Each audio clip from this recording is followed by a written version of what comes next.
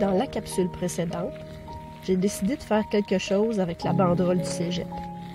Cette banderole-là m'interpelle suffisamment pour que je souhaite en faire une courte pointe.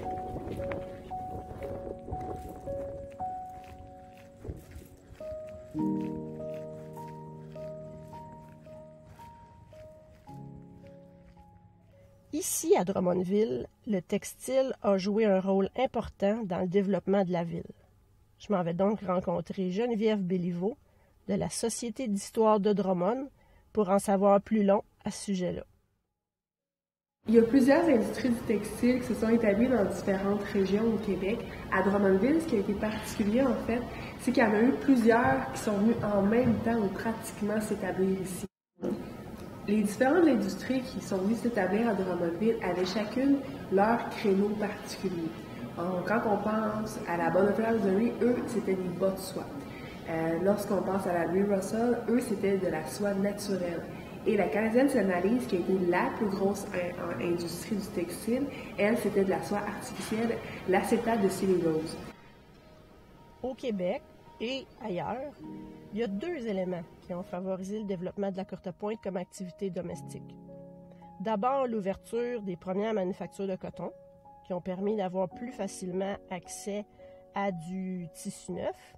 Puis ensuite, l'arrivée de la machine à coudre domestique. Deux éléments là, qui datent du milieu du 19e siècle. Si on regarde en 1910, il y avait environ 2000 personnes, mais si on regarde en 1960, on était rendu à 40-50 000 personnes. Donc on a vraiment, c'est fou le développement qu'il y a eu. Puis ça, c'est avec l'arrivée des différentes industries du textile. Je pense entre autres à la Butterfly Hosiery qui a été la première à venir s'établir à Drummondville en 1919, donc il y a 100 ans. Mais il y a aussi eu la Jenkins qui est arrivée en 1920. Il y a eu la Louis Russell, la Canadienne Cellulose. Donc bref, il y en a vraiment eu beaucoup qui sont venus ici. Et c'est ce qui a rendu en fait la ville de Drummondville particulière.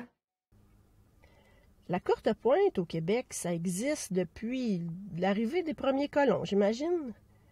Les premières femmes du Québec ont certainement dû rapiécer des vêtements, des couvertures pour faire durer les choses. Mais on n'a pas de traces, il n'y a pas d'artefact de ça. La première mention historique d'une courte pointe au Québec, elle date de 1679. Il y a un acte notarié qui indique que M. François Provost et Mme Geneviève Macquart possèdent une courte pointe. On est là, le cercle de fermières de Saint-Joseph. Saint-Joseph fête son 80e anniversaire cette année. C'est pas rien. Là, c'est pas rien, hein? Dans le fond, au cercle des fermières, c'est comme un mandat, là. Oui, la transmission du patrimoine en beaucoup de choses, mais entre autres en courte pointe. Fait que cette année, c'est nouveau que je donne des cours de courte pointe aux fermières une fois ou 2 semaines. Et puis, j'ai des thèmes, là, comme le prochain mercredi qui s'en vient.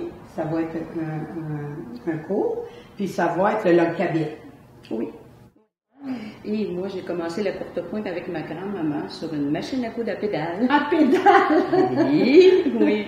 J'ai eu la chance, pendant mes 12 années de primaire et secondaire, j'ai passé tous mes étés entiers avec ma grand-mère. Moi, j'ai toujours aimé le tricot, tout ce qui est manuel. Fait que j'ai commencé avec des petits bouts de tissu pour les poupées. Je lui faisais des petites couvertes. C'est de même que ma passion est arrivée. C'est facile de faire la courte pointe. C'est long, mais c'est facile. Et puis, fait que là, ben, c'est de même que ça a commencé. Fait qu'on a dit, ben, pourquoi qu'on donnerait pas des cours de courte pointe? Et premier temps, c'était plus la mode quasiment que le tissage.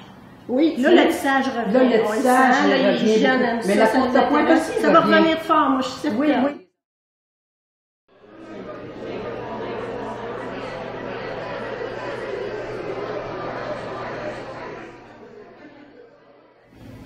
Bonjour, moi je suis Josée Carrier. Moi je m'appelle Cynthia Alofra.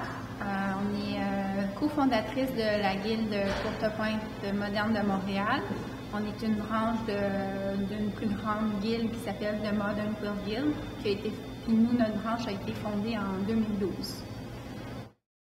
Pour moi, la courte pointe moderne, c'est comme une continuation de la tradition de la courte pointe.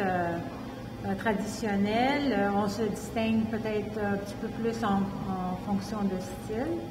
La courte pointe moderne, notre style est un peu plus épuré, plus graphique.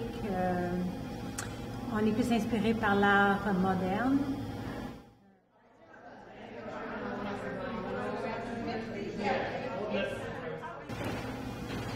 Et puis la courte pointe moderne aussi, elle contribue beaucoup à la tradition de la courte pointe en attirant une nouvelle génération de courte pointières. C'est sûr qu'on s'est retrouvés premièrement en ligne, on continue de se retrouver à travers les médias sociaux. On s'est décidé de former une guilde, de trouver d'autres gens qui désiraient rencontrer des courtes pointières qui partageaient la même passion pour la courte pointe et pour le style moderne. Oui, ce qui est bien avec les réseaux sociaux, c'est que ça permet de rencontrer des gens qui ont la même passion que nous, même si cette passion-là est pointue.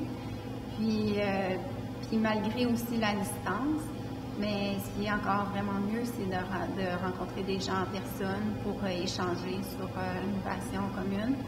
Puis la guilde, ça nous permet d'échanger. Puis les autres membres de la guilde, c'est toujours une source d'inspiration puis de motivation dans nos propres projets. C'est toujours intéressant de travailler ensemble sur des projets communs.